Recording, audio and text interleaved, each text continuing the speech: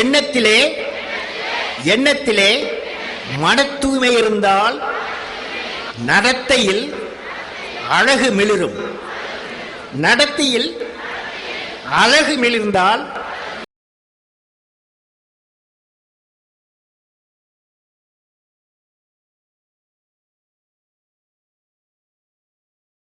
நண்பர்களே, இளைய நண்பர்களே, மாணவர்களே, அறிவின் இலக்கணம் என்றால் என்ன? அறிவின் இலக்கணம், அறிவின் இலக்கணம் என்ன தெரியுமா? அந்த அறிவின் இலக்கணம் எனப்படுவது யாது? அதுக்கு 3 தன்மைகள் அவசியம். 3 தன்மைகள் அவசியம்.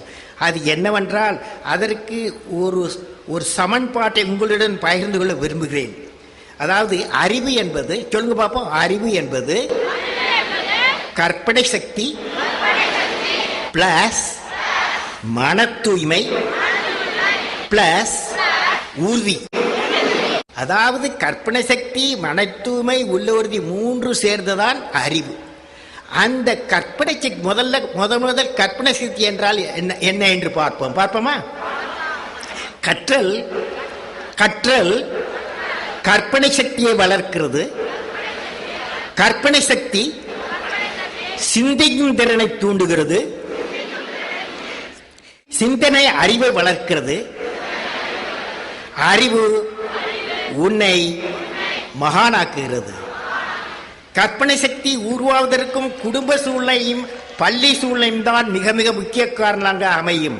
அந்த சூழ்நிலை உருவாவதற்கு என்ன வேண்டும்? ஒவ்வொருவரும் உள்ளத்திலும் மன தூய்மை வேண்டும். மன தூய்மை என்றால் என்ன? எல்லோரும் சொல்லுகிறீர்களா? சொல்லுவீர்களா?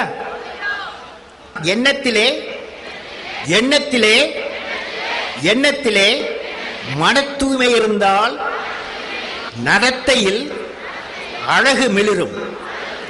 நடத்தையில் அழகு மிளிர்ந்தால் குடும்பத்தில் சாந்தி நிலவும். குடும்பத்தில் சாந்தி இருந்தால் நாட்டில் சீர்முறை உயரும். நாட்டில் சீர்முறை இருந்தால் உலகத்தில் அமைதி நிலவும். எல்லாவற்றுக்கும் அடிப்படை மன தூய்மை என்பதை இச்சிறு கவிதை மூலம் உங்களுக்கு தெளிவாக்கி இருப்பேன் நம்புகிறேன். மன தூய்மை எங்கிருந்து வரும்? 3 பேர்களிடமிருந்துதான் இதை கற்றுக்கொள்ள முடியும். அவர்கள் யார்? பெற்றோர், primary school teacher, father, mother, primary school teacher. 3வது நண்பர்களே, 3வது உள்ள உறுதி. இளைஞர்களுக்கு மட்டும். புதிய எண்ணங்களை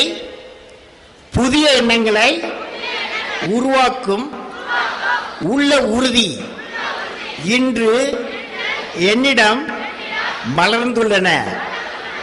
எனக்கென்று ஒரு புது பாதையை உருவாக்கி அதில் பயணம் செய்வேன். முடியாது என்று எல்லோரும் சொல்வதை என்னால் முடியும் என்ற மன உறுதி என்னிடம் உருவாகிவிட்டது.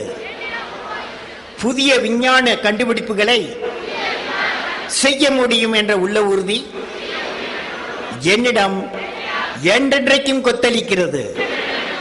இந்த உள்ள உறுதிகள் எல்லாம் இளைய சமுதாயத்தின் சிறப்புகளாகும், அஸ்திவாரமாகும். இந்த நாட்டின் இளைய சமுதாயத்தின் உறுப்பினரான நான் என் கடின உழைப்பாலும் உள்ள உறுதியாலும் தோல்வியை தோல்வியடைச் செய்து வெற்றி பெற்று என் நாட்டை வளமான நாடாக்குவேன். நன்றி.